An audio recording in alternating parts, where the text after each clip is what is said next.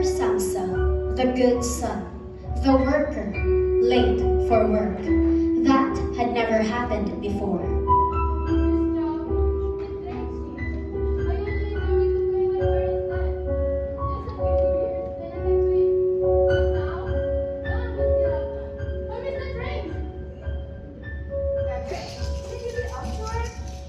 Even his voice changed. It sounded like an animal, a thing.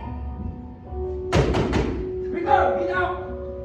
Are you alright? Can I bring you anything? Greta waited by his door. Something was wrong. He never missed work, never ignored them.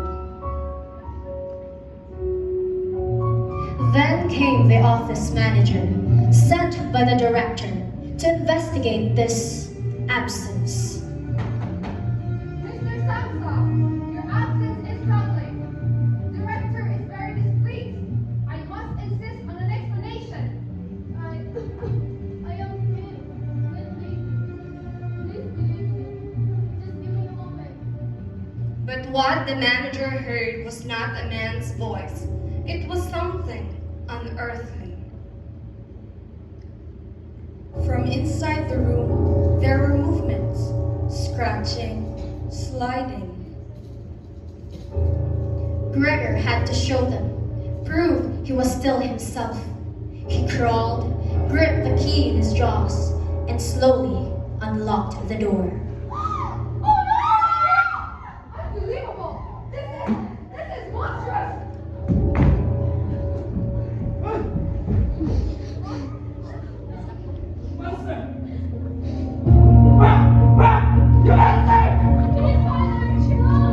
But it was no use. They could not hear him, not truly. To Mr. Samsa, it was not Gregor. It couldn't be.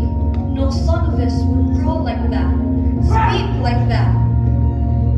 Gregor was driven backward, step by step, into his room, into the shadows. The door was locked. He was locked away. And they were left outside it, afraid. Alone, hungry, unheard. And the world moved on without him.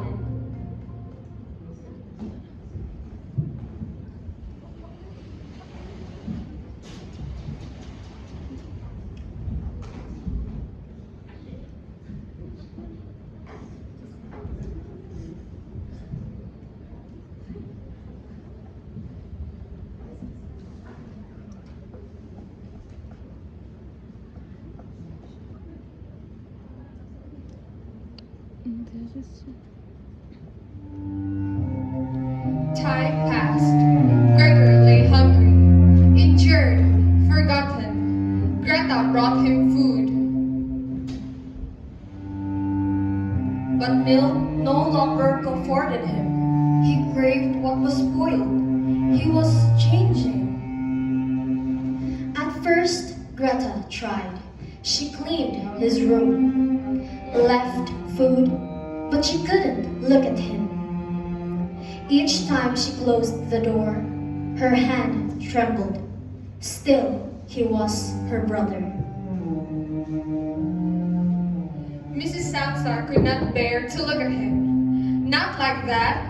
He had once been a kind, hard-working son, but now a shadow on the floor, a scurrying thing. Mr. Samsa did not enter Gregor's room, not once. What father could face a monster where his son once stood? Let's move the furniture, Mother. He needs space. What if he returns us?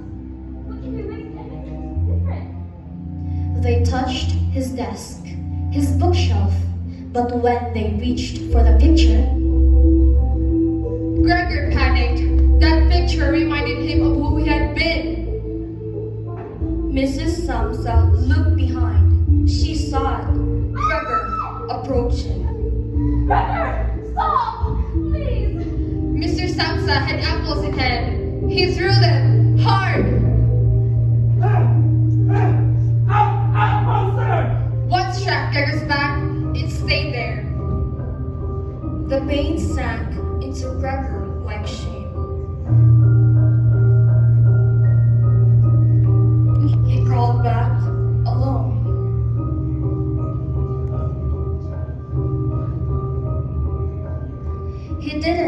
come out for days.